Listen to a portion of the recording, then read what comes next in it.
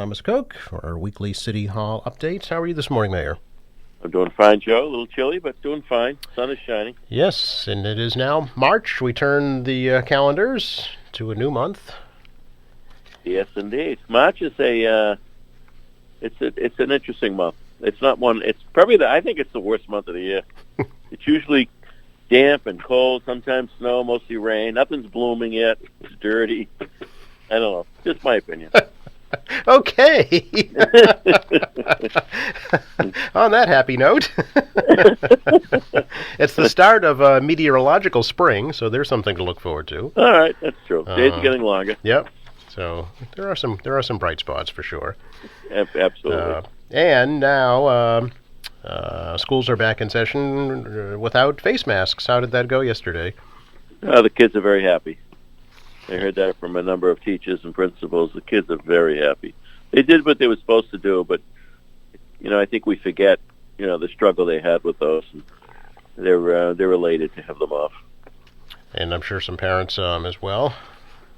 But I think absolutely from the emails I have received over the last few weeks, it is like 15-1, to get rid of the masks. So is that right? People have had it; they're ready. Yeah.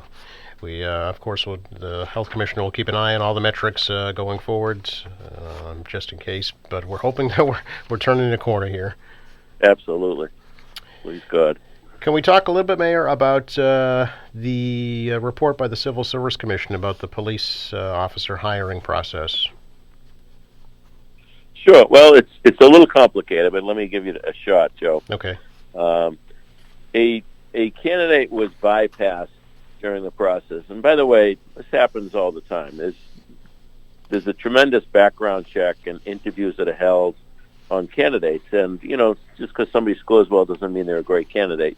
So a candidate was bypassed based on his untruthfulness on the application process, and police have always recommended to me if somebody's not truthful in that process, how can we trust them in the being a police officer, filing our reports, etc. So I usually follow their guidelines on that stuff. This gentleman had been bypassed by the state police for the same reason. So at any rate, it went to civil service, and the gentleman was appealing the bypass. He never brought up that the mayor's son was involved in hiring. What's disturbing to me is the Civil Service Commission, 8 months after the hearing, started calling people in Quincy, some of my department heads, questioning the process when it comes to my son, when that was never before the Civil Service Commissioner. So it appears to me he was out looking for a problem. Quite frankly, we followed the law. We followed the Ethics Commission. I filed all the paperwork. I got out of the process. We brought in the Public Safety Commissioner from Massachusetts, Attorney Dan Bennett, to oversee it.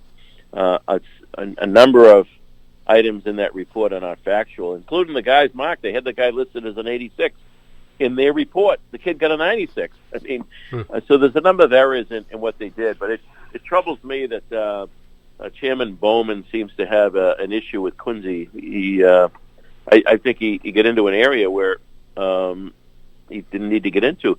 Regardless on my son's appointment, he would have been hired anyway. The numbers were there, so there was no bypass which led to my son's hiring. There were a number of people hired beyond this gentleman. So it's troublesome because the report was, as I just mentioned, one fact, he had the kids off by 10 points on his mark. So it's riddled with factual errors in my view.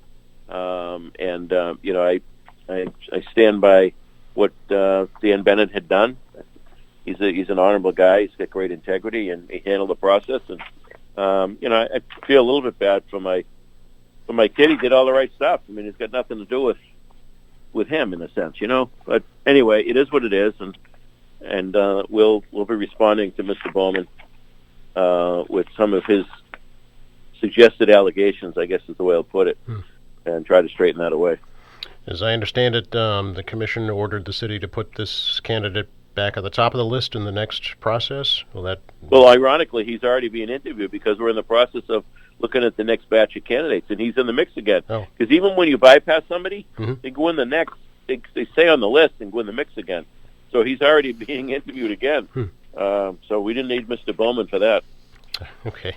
Very good. I wanted to give you an opportunity to respond to that, Mayor, so thank you for that. No, I appreciate that. Sure. You were getting as we old-timers call, a whiffle this morning. Yes, indeed. Well, I hope it's not. I hope it's not that tight. I'd like to get a haircut like Tom Brady had gotten, which was more like a little bit of a trim. But it is what it is. It's a great cause. Yeah. I look like a combination of, speaking of old timers, of Uncle Fester and Curly from the Three Stooges. But what the heck? It's all in good cause and good fun. At this point in my life, I'm not too concerned about what's on top of my head, quite frankly. This is Saving by Shaving, put on by Granite Telecommunications. 9th annual this year, and they're hoping to raise about $7 million again. Yeah, I mean, Rob Hale and his team are just incredible. I mean, to me, an event like this shows the spirit of our nation.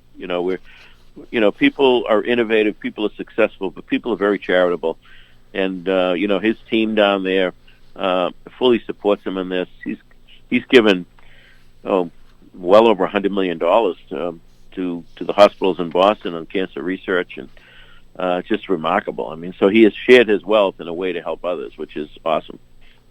Also want to just note quickly, there is an event in honor of Women's History Month, which is March, coming up this Saturday up at Quincy High School, of which there are many notable women from the city of Quincy that will be recognized. There are indeed. In fact, you could never have one event to recognize them all. I mean, when you go back historically, it's pretty amazing.